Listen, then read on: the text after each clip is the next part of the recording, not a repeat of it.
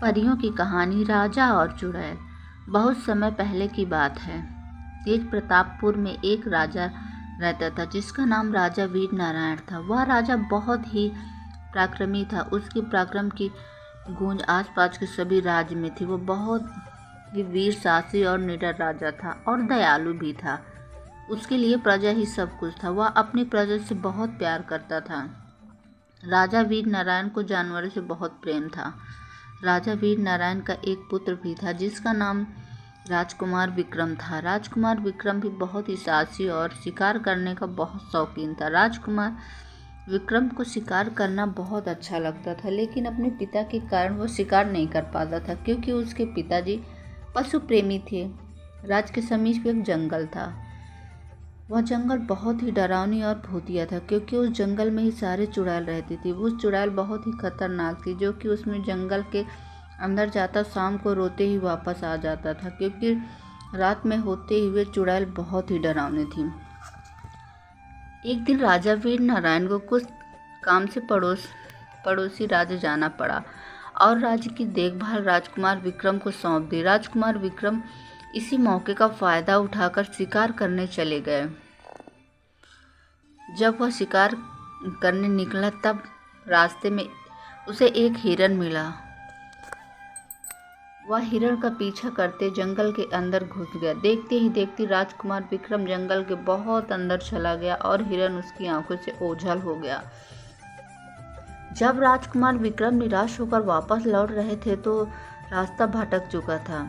उसे कुछ समझ में नहीं आ रहा था कि कैसे जंगल के बाहर निकले। फिर देखते ही देखते शाम हो गई। राजकुमार विक्रम जंगल के अंदर ही भटकता रहा। फिर धीरे धीरे करके रात हो गई। राजकुमार विक्रम जंगल के अंदर फंस चुका था। इधर राजा वीर नारायण भी वापस लौट चुका था। अब तो बहुत परेशान हो गया था कि इधर उधर ढूंढने के बाद भी उन्हें राजकुमार कहीं नहीं मिला। उधर राजकुमार विक्रम को सोचा, चलो रात हो गई है, अभी आराम कर लेता हूँ, फिर सुबह होते ही रास्ता ढूंढते ढूंढते वापस अपने राज्य चला जाऊंगा। राजकुमार विक्रम आराम कर रहे थे तभी अचानक बहुत सारी चुड़ैल आ गईं और कहने लगी, बहुत दिनों के बाद अच्छा भोजन मिला है, आज तो खाने में मजा आ जाएगा। इतना कहकर चुड़ैल भी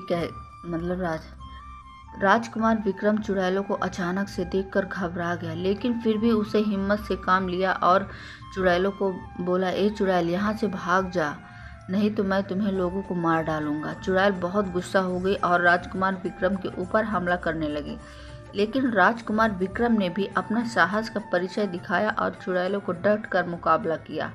लेकिन चुड़ैलों की संख्या अधिक और जादुई होने के कारण राजकुमार विक्रम कुछ नहीं कर पा रहे थे।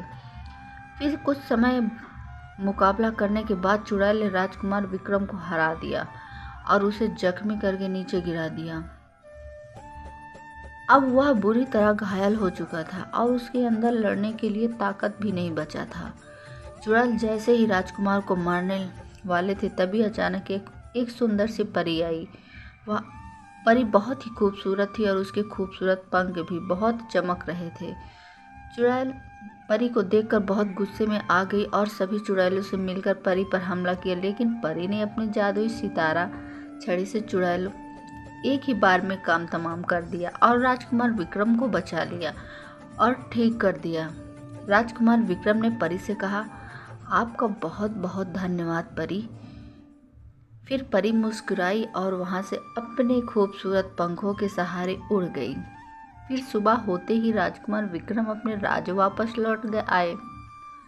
राज्य लौटने के बाद उसने अपने पिताजी से माफ़ी मांगा और बोला, अब मैं कभी आपकी इजाज़त के बगैर कहीं नहीं जाऊंगा और अपने कर्तव्य को पूरी निष्ठा से निभाऊंगा और प्रजा की सेवा करूंगा। तो दोस्तों, ये तो भी आज की कहानी है। आपकी ये कहानी कैसी लगी हमें कमेंट करके आप ज़रूर बताइए। अगर आपको ये कहानी अच्छी लगी हो तो हम आपको ऐसे ही कहानियाँ लेके आते रहेंगे। तो तब तक के लिए बाय बाय। चैनल को like, subscribe and share. Thank you.